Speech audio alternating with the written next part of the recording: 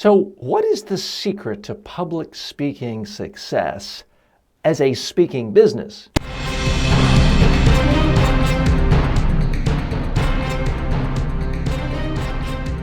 Speaking, the show about effective speaking in public, to the media, at work, and in life.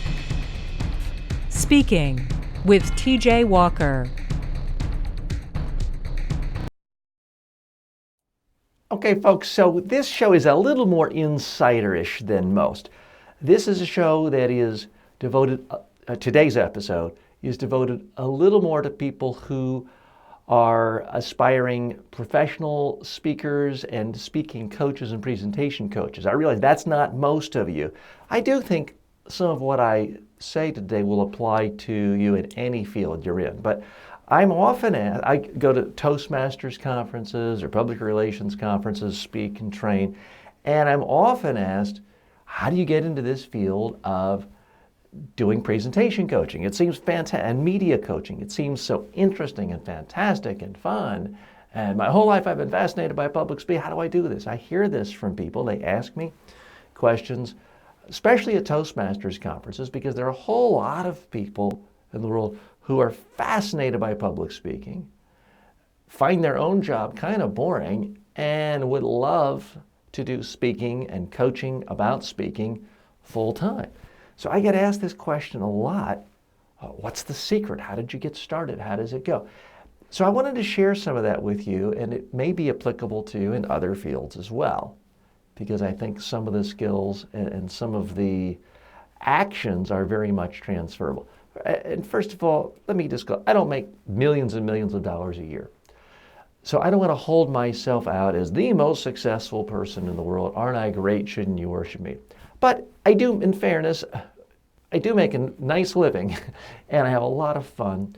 I have an interesting client mix that takes me all over the world, tremendous variety, intellectual freedom, and a tremendous diversity of clients that frankly makes getting out of bed in the morning pretty interesting and pretty easy.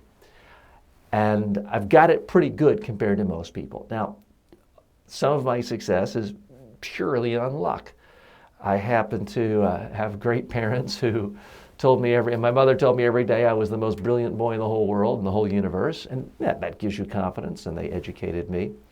But let's say you're past all that. We can't change the past. You're out of school, you're an adult, and you want to enter this field. What is my advice? And I don't like to say this because it doesn't sound very sage. It's kind of hard to package this. But when I look at my own career, probably the biggest thing that differentiates between other people who I've seen try to enter the public speaking, coaching, and media training coaching sphere is you've got to fail a lot. I have failed. I may have had more successes than most people who enter the field, but I've also had hundreds, if not, at this point, thousands of more failures.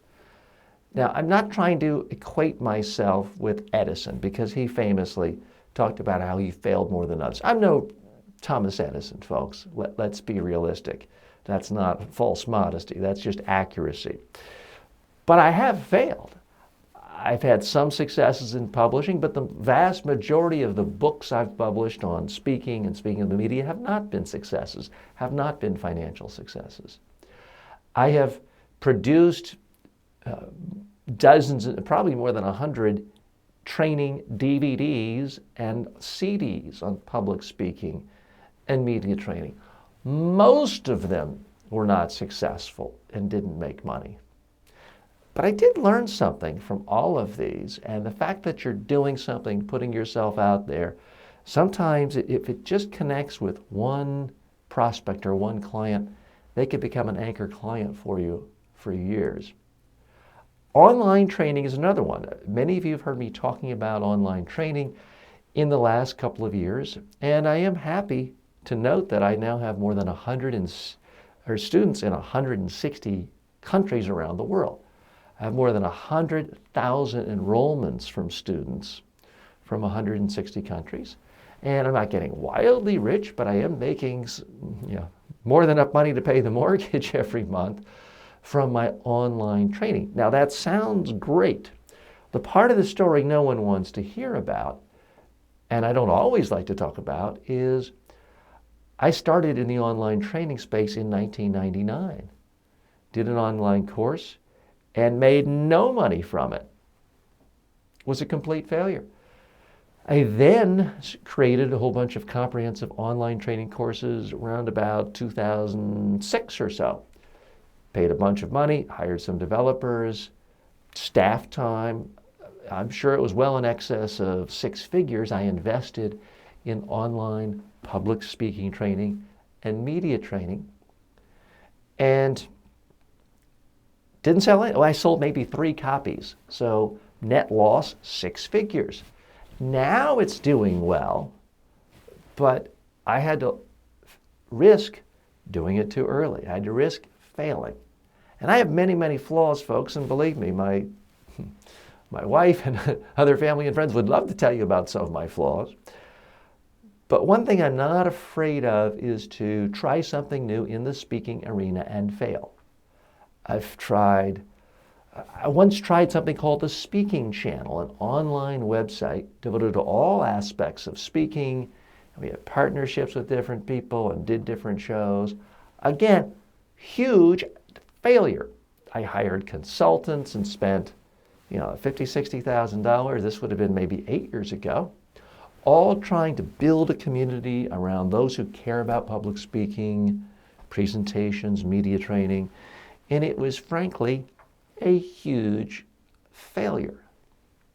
But here's the thing, unless you're just the most incompetent person in the world, and I'm not the most incompetent, if you keep trying things, some things will work. I started doing a monthly newsletter on public speaking probably 15 years ago. You know what? It worked. Cost me nothing. Got me in contact, helped me stay in contact with clients and prospects, helped build awareness over the years, and was great. And after doing that for a couple of years, I then went to weekly. Now, for a while, I was actually doing it daily. I now do the daily content in the form of this podcast you're either watching now or listening to. But creating content that relates to my expertise and actually speaking about it, not just typing, has made me better at what I do. It's also made me more well-known. And in this day and age, it's not just your skill, it's not just your competency, it's not just your passion, it's not just your talent. It's also, does the rest of the world know about you? And the reason a lot of people around the world know about me and hire me as their presentation coach is because I've created all this content, and I've created DVDs and videos, and I created at one point more than 10,000 videos on my YouTube channel. Now, I won't bore you with all the reasons that particular YouTube channel isn't up any longer. Complicated story involving no wrongdoing on my part that I think of, but YouTube actually took it down. So you could say that was a failure, but was it?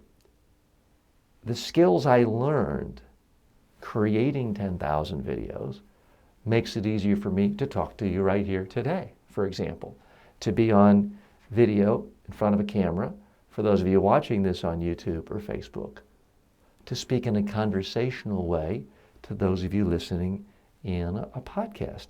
More on all of this in a moment. Speaking is brought to you by Media Training Worldwide. For all of your media training and public speaking training needs, go to MediaTrainingWorldwide.com.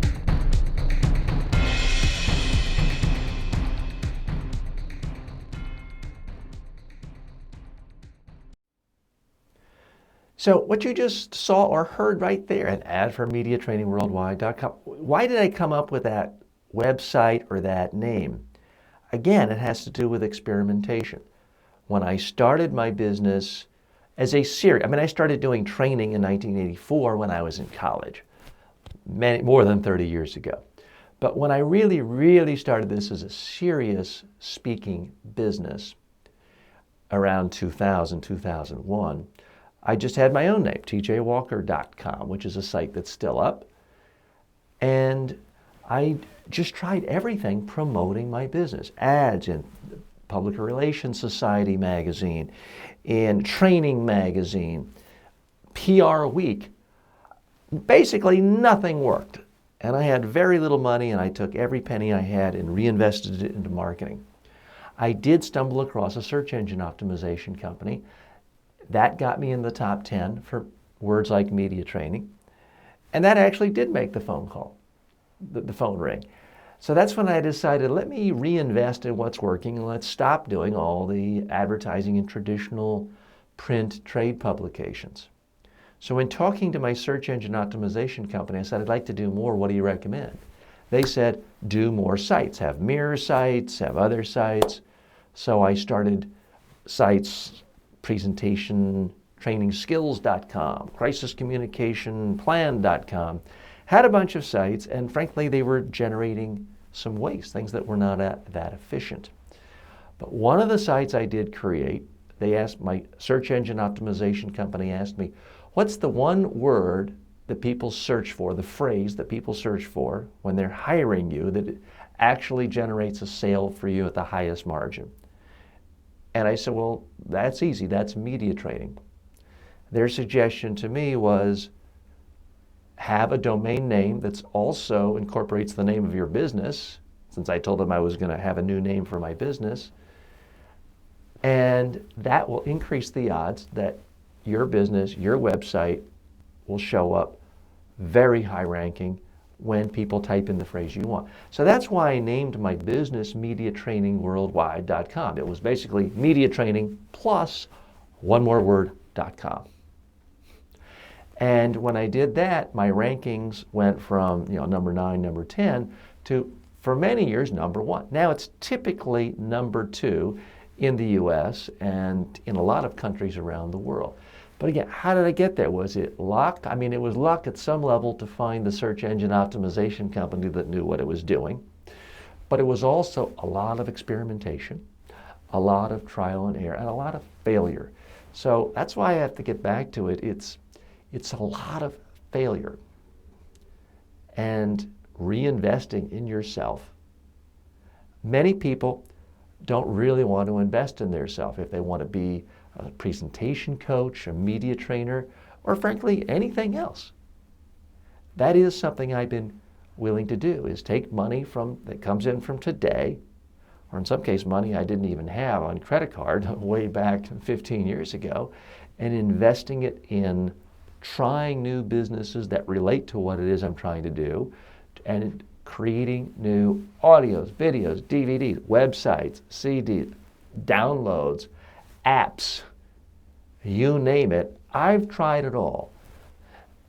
Most of them don't work, but you know what? These days, the cost of trying so many new businesses, especially digital media, isn't that much. And you always have to look at it from the standpoint of, what else am I going to do with my time? And what is there something else I could be doing more profitably? If you're doing what you love, whether it's as a speaking coach, a media trainer, or an executive of any sort, if you're doing what you love and you're already getting paid for it all day long, well, then you're in great shape. Don't bother doing all this other stuff. But if you want to go from being a full-time marketing executive at a company, you don't like that job, and you wanted to be a full-time presentation coach, then you need to start using whatever free time you have to market yourself. And I would advise create content, create a podcast, a video podcast, an audio podcast, create an online course. Some people look at me and say, well, TJ, your online courses are so successful. You have students in 160 countries, and you're making a lot more money than most people do with their online courses. Yeah, that's true, but I also have made more than 100 courses. Most people, certainly most aspiring presentation coaches, certainly most of my competitors have never done any online courses because they've never quite gotten around to it. And for those who are just booked and busy all day long every day, fine, don't bother. I wouldn't either. But if you're not booked solid every day, I do recommend doing online courses. So some of you have heard me talk about in other podcasts in just the last couple of months. I've had some successes with some of my courses. My core media training course, my basic or my advanced presentation skills course has done quite well. But I also have a course on how to give a retirement speech. And I probably haven't made more than $30 from that course. So you could say from a business standpoint that was a complete failure. But you know what? I've also had more than 1,000 students go into that just signing up for free. Some of the courses I do, at least for a limited time, I make available to people at no charge. So if that helps somebody, or somebody has a family member about to retire and they're able to use it and they feel a little better about me, then everybody wins, because it didn't cost me much. That was a course I probably spent a total of about 2 hours on, from creation, production, the editing, uploading, distribution. I probably spent no more than 2 hours. And it further burnishes my credentials as a speaking expert, even if no one is specifically looking to hire someone to teach them how to give a retirement speech when they're retiring from their job. But it's another little piece in the puzzle. It's something else that helps build my brand, and frankly, it is another failure. Now, what do all these things have in common? Hard work. And you know what? I can't stand people who go on and on and on and talk about, oh, I work harder than everyone else. I'm not lucky. I'm successful because I work harder. I don't like that, and I think that's self-serving. And I don't want to come across that way. But I also don't really know any other way to describe a lot of what it is that I do. And I'm not saying I certainly don't work nearly as hard as I did when I was 17 years old and I had a summer job as a mover, or when I was 18 years old and I had a job as a dishwasher and a short order cook. A lot of people in the world work really hard. What I'm talking about is working very hard within your niche when you are not being paid for it. When I'm writing books, when I am speaking, starting a podcast for the first couple of months, when I'm creating online courses, speaking, there's nobody there hiring me. There's nobody there writing me a check. There's nobody there saying, wow, TJ, you're just so great, guaranteed, here's a big pile of money. You have to do the work first, unless you're already a famous celebrity, superstar, in which case I don't know why you're listening to this. You have to do the work. And that is how you put out newsletters every week. I mean, I'm a one-person shop, folks.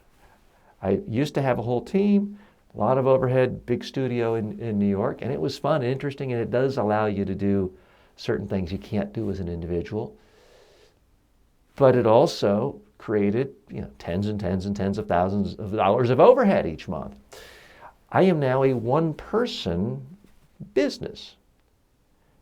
So when I put out a newsletter every week and 7 audio podcasts a week and 7 video podcasts a week and do sometimes half a dozen TV and radio interviews in a week, plus do quite often several trainings and send out dozens of proposals. I have to do it all. I'm not complaining, folks. And again, it's not that I work longer hours than most people, but it is about doing a lot of work, speaking every chance you get, speaking in new forums, webcast, Skype. Half of what I've done this week is train people in different continents, different cities in the U.S., doctors and other experts, presentation training and media training through live Skype video. Most of my competitors don't do that. They like to, but they just haven't figured out the technology. And I'm no technology expert, but if you hunt and peck and fish around and bother people and ask for advice, you can figure out how to use Skype. It's not just using Skype video. That's easy. If you're actually going to train someone, you have to know how to record that person speaking, recording the interviews or the speeches and playing it back for them.